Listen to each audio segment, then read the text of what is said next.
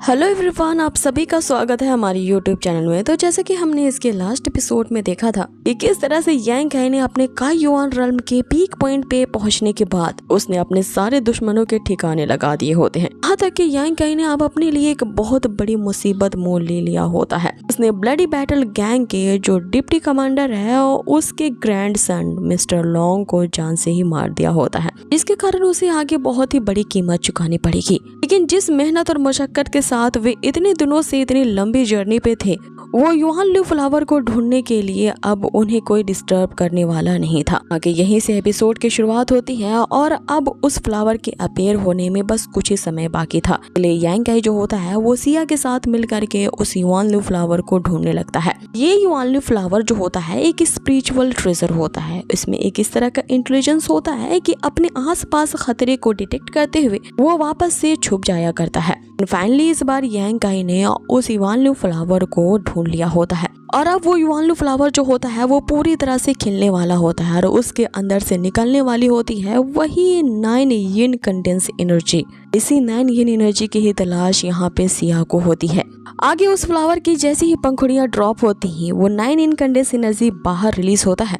आगे यांग काई यहाँ सिया से पूछने लगता है कि आखिर मैं किस तरह से इस 9 यिन एनर्जी को अपने बॉडी में कंडेंस कर सकता हूँ। तो इस जर्नी पे यहाँ आने से पहले कई बार ओल्ड मिंग से इस बारे में पूछा, लेकिन उन्होंने मुझे इसके बारे में बताया नहीं। अब इससे पहले कि ये एनर्जी वापस से गायब हो जाए तो मुझे बता दो कि मुझे क्या करना होगा।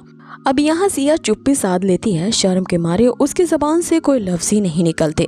और क्यों ना हो, आखिर एक लड़की इस तरह की बात किसी लड़के के साथ कैसे कर सकती है। लेकिन वो जानती है कि अगली अपॉर्चुनिटी उसे अगले 7 सालों के बाद मिलेगी, क्योंकि ये फ्लावर 7 सालों में सिर्फ 7वें महीने में 7वें घंटे ही फ्लावर ब्लूम होता है। इसीलिए वो अपनी सारी शर्म को छोड़ते हुए उससे कही देती है कि एक बार जब तुम इस 9 यिन एनर्जी को अपने बॉडी के यांग एट्रीब्यूट के साथ बाइंड कर लोगे, उसके बाद तुम्हारी ये जो यांग एट्रीब्यूट वाली बॉडी है, जब तुम्हारी बॉडी के अंदर वो यांग लिक्विड से जमा कर लेंगी, तब तुम उस लिक्विड को अपने मुंह में ले लेना और आगे फिर तुम्हारे मौत से उसे कैसे लेना है ये तुम सिर्फ मुझ पे छोड़ दो। अब यहाँ वो सीधे सीधे नहीं बताती कि वो किसके जरिए उसके मुंह से उस यांग एनर्जी को ले लेगी, लेकिन इनडायरेक्टली वो यही कह रही होती है कि इन दोनों को किस करना पड़ेगा। लेकिन वो बेवकूफ यांग काई जो होता है वो इतना ज्यादा बुद्धि होता है कि इसके इस इनडायरेक्ट इंटेंशंस को नहीं समझ रहा था। इतने में ही हम देखते हैं कि वो फ्लावर की पंखुड़ियां गिरने लगती हैं और वो 9 यिन एनर्जी का जो कंडेंस ड्यू ड्रॉप होता है वो बाहर आ जाता है। सिया यहाँ जानती है कि अगर इस ड्रॉप को कैप्चर नहीं किया गया तो ये तुरंत ही गायब हो जाएगा। इसलिए वो इस ड्यू ड्रॉप को कैप्चर करने के लिए वही अपना 8 चेन वाला फॉर्मेशन वहाँ पे एक्टिवेट कर देती है। वो 8 चेन्स जो होती हैं वहाँ पे एक्टिवेट हो जाती है और उस ड्रॉप को बाहर निकलने के लिए रोक देती हैं,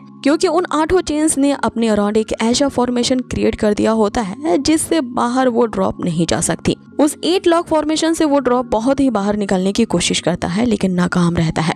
अब सिया के पास मात्र 1 घंटा होता है, क्योंकि 1 घंटे में ये एनर्जी अपने आप ही गायब हो जाएगी। इसलिए वो यांग काई को जल्दी करने को कहती है, क्योंकि इस 8 लॉक फॉर्मेशन के अंदर वो ड्रॉप इधर उधर नहीं भागेगी।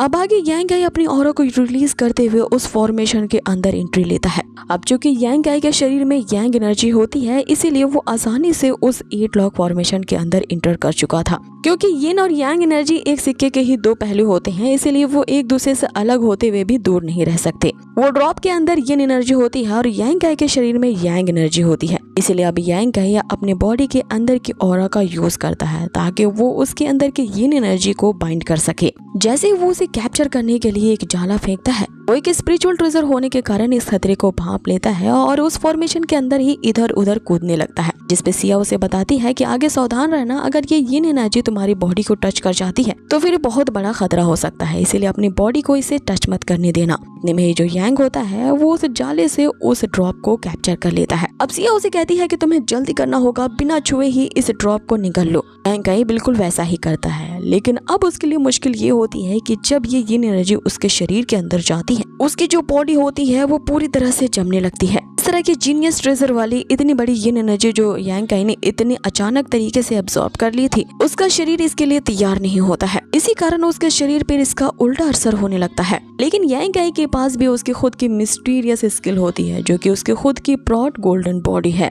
इसके कारण उस यिन एनर्जी को उसकी पूरी गोल्डन बॉडी ही अपने हड्डियों में एब्जॉर्ब कर लेती है। यहाँ यांग काई ने पूरी तरह से यिन एनर्जी को अपने बॉडी में जो एब्जॉर्ब कर लिया था, इससे वो एम्बैरेस होता है और वो सिया एनर्जी को मांगने के लिए आएगी तो वो किस तरह से देगा, उसकी खुद की बॉडी तो इसे पूरी तरह से एब्जॉर्ब कर चुकी है। आगे सिया उसके पास आती है और उसे पूछती है कि आखिर ये तुम्हें हो क्या रहा है। इसमें यांग काई उसे बताता है कि उसकी बॉडी में ये यिन एनर्जी डोमिनेट कर रहा है, जिसके कारण उसके बॉडी के अंदर की जो ट्रू यांग एनर्जी है वो इस यिन एनर्जी को सप्रेस करने में अनेबल है। लेकिन जैसे ही उसकी हड्डियां उस सारी यिन एनर्जी को अपने अंदर एब्जॉर्ब करती हैं, यह ठंड के असर से बच जाता है। अब इधर यांग काई परेशान होता है कि वो आखिर सिया को क्या जवाब देगा कि उसकी गोल्डन बॉडी ने उस यिन एनर्जी को एब्जॉर्ब कर लिया है।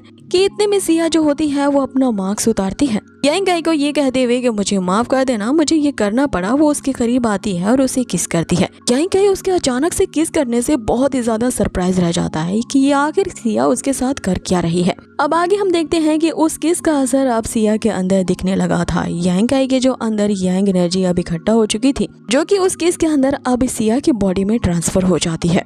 यहाँ हमें एक बहुत ही रोमांटिक सीन देखने को मिलता है। ये दोनों तो एक दूसरे के प्यार में ही यहाँ पे खो जाते हैं। आगे यांग काई के दिमाग में बस यही बातें चल रही होती हैं कि अचानक से ये मुझे किस क्यों कर रही है। अब तक यांग काई ने सिया के साथ जितना आता है कि कहीं ना कहीं उसके दिल में भी सिया के लिए थोड़ी बहुत फीलिंग्स जाग चुकी थी और फिर इन्हीं मेमोरीज को याद करते हुए सिया के लिए उसके अंदर फीलिंग्स जाग जाती है और फिर वो भी सिया को किस करने लगता है। लेकिन फिर इनकी ये जो किस होती है ऐसे एक्सट्रीम लेवल पे पहुंच जाती है, इसके बारे में यांग काई ने सोचा भी नहीं होता है। वो अचानक से सिया से अलग हो जाता है और उससे पूछता है कि ये तुमने अभी मेरे साथ क्या किया है।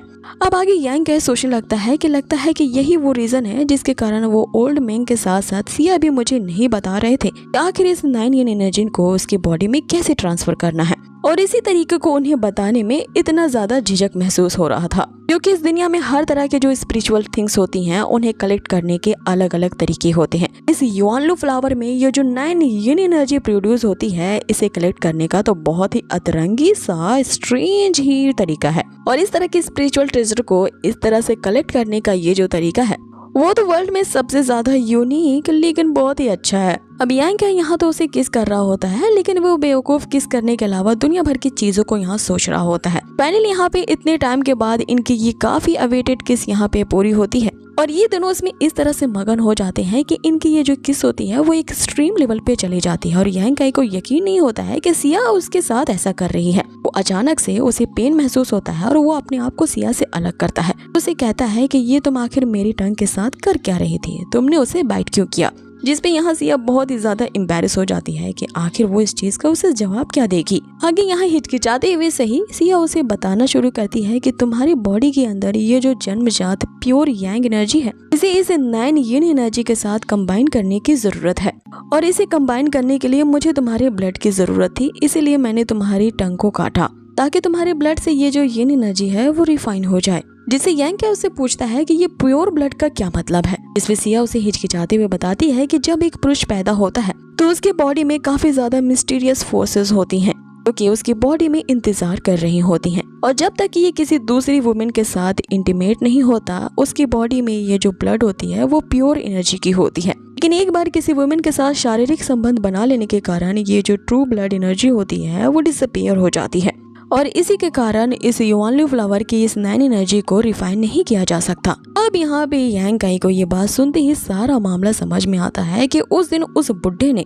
आखिर यांग काई से इतनी बेशर्मी वाली बात क्यों पूछी थी कि तुम सिंगल हो कि नहीं, अब तक तुमने किसी वुमेन के साथ कुछ मिंगल तो नहीं किया है। उस दिन तो उस बुड्ढे को मैंने काफी गलत समझा था और उसे काफी कुछ सुना दिया था।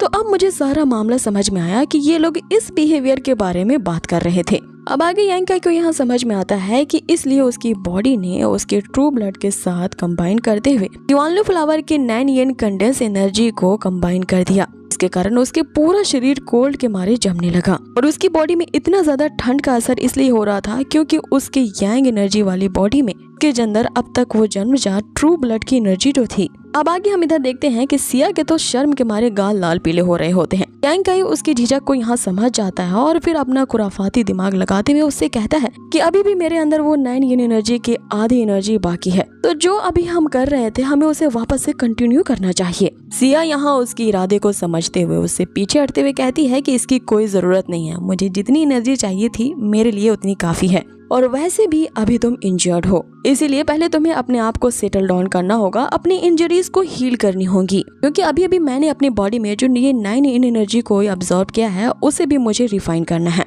आगे वो ये बहाना बनाते हुए वहाँ से शर्माते हुए चली जाती है। आगे यांग काई को याद आता है कि एक बार सिया ने उसे बताया था कि जब ये जो 9 इन कंडेंस ड्यूक एनर्जी होती है उसे ऑब्टेन कर लिया जाता है, तो अगर उसे 1 घंटे के अंदर रिफाइन नहीं किया गया तो वो अपने आप ही डिसअपीयर हो जाती है। इसलिए वो वापस से सिया को रोकता है और उसे कहता है कि अब चूंकि ये आधी अब्सॉर्ब हो चुकी है तो तुम्हें वेट नहीं कर जाएगी। अब इससे पहले कि वो ये बात सिया को बता पाता, यांग काई जो होता है यहाँ पे अनकॉन्शियस होकर के गिर जाता है। सिया उसके पास तोड़ के पहुंचती है और उसे लगातार उठाने की कोशिश कर रही होती है, लेकिन धीरे धीरे हम देखते हैं कि यांग काई की आंखें बंद हो जाती है और उसके साथ ये एपिसोड खत्म हो जाता है। पहली बार इस सीरीज में ऐसा हुआ है कि बिना कोई फाइटिंग सीन के ही ये एपिसोड निकल गया। हम जानेंगे कि यांग काई के साथ ऐसा क्या हुआ था जिसके कारण वो अनकॉन्शियस हो गया था। इस बात का पता तो ओल्ड मैंग ही लगा सकता है, क्योंकि वो उन्हें बचाने के लिए उस जंगल में जो आ चुका था। आगे के एपिसोड्स काफी ज्यादा यूनिक होने वाले हैं और यहाँ से इनकी रोमांटिक जर्नी भी शुरू होगी, तो देखना काफी ज्यादा इंटरेस्टिंग रहेगा। तो इसे जरूर से कंटिन्यू करना हमारे ही चैनल पे। और हाँ गाइस, अगर आपको ये वीडियो पसंद आई हो ना तो प्लीज इसे लाइक जरूर कर देना, क्योंकि ऐसा होता ही है कि मेन लीड के करीब आने का सभी को इंतजार रहता है, इसीलिए इनकी इस किस के लिए इस एपिसोड को तो 1 लाइक बनता है। सो बहुत ही जल्द मिलते हैं इसके नेक्स्ट अमेजिंग एपिसोड पे। Till then take care, stay healthy, good bye.